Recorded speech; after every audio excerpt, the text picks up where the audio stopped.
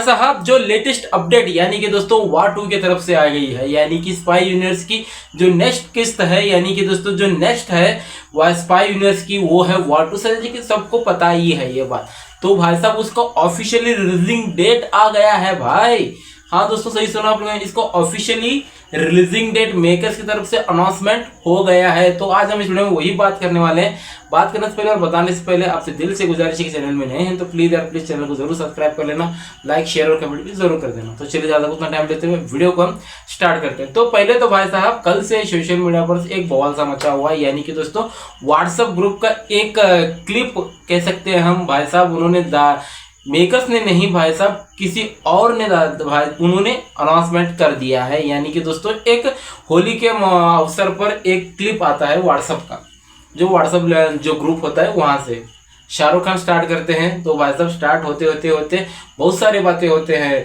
Tiger भी आता है वहां पर, दीपिका पादुकोण भी आती है, और भाई साहब आलिया भट्ट भी आती है, और शर्वारी वांग भी आती है, और भाई साहब कियारा आडवाणी भी आती है, ऋतिक रोशन, सलमान खान, पठान, और भाई साहब हमारे जिम, और वो तो छोड़े भाई साहब कबीर भी आ जाता है। कबीर आ जाने के बाद यानी कि दोस्तों सच में मजा बहुत आता है। और खालिद के आ जाने के बाद भाई साहब सच में मजा बहुत वो आप सोशल मीडिया पर जाकर देख लेना। तो दोस्तों वो बहुत ही प्यारा सा बनाया हुआ है, किसने बनाया तो ये तो पता नहीं, लेकिन बहुत ही बेहतरीन बनाया हुआ है।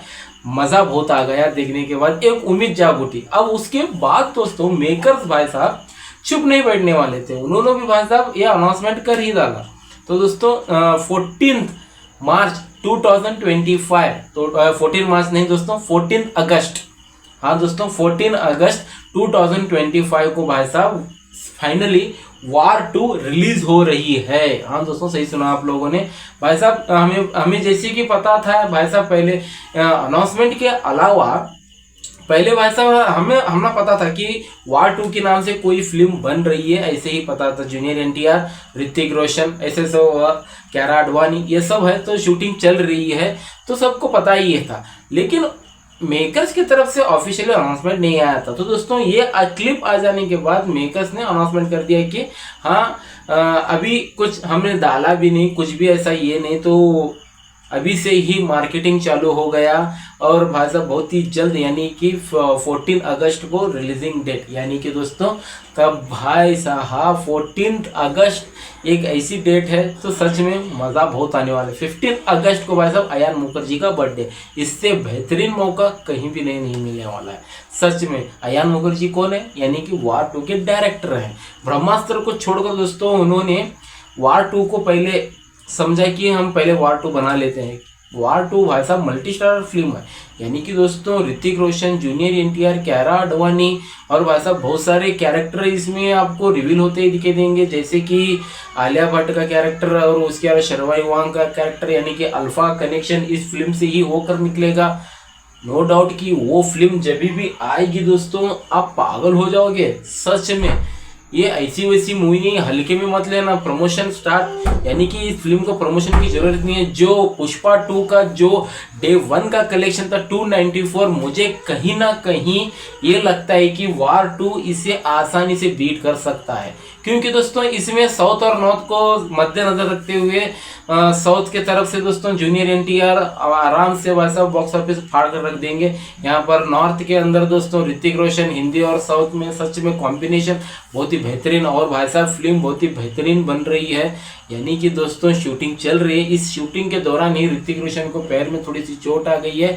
डोंट वरी, वो बहुत ही रिकवर होकर भाई साहब फिर से वार 2 की शूटिंग में लग जाएंगे। और भाई साहब जैसे कि सबको पता है इस फिल्म के अंदर face of, dance face of होने वाला है जूनियर एनटीआर भाई साहब और ऋतिक रोशन के बीच में। तो दोस्तों वो तो भयंकर होने वाला है, तूफान आने वाला है, गरजने वाला है। क्योंकि भाई साहब जूनियर एनटीआर कैसे डांसर है मुझको बताने की जरूरत है। ऋतिक रोशन तो माशाल्लाह दोनों ही खतरनाक डांसर हैं।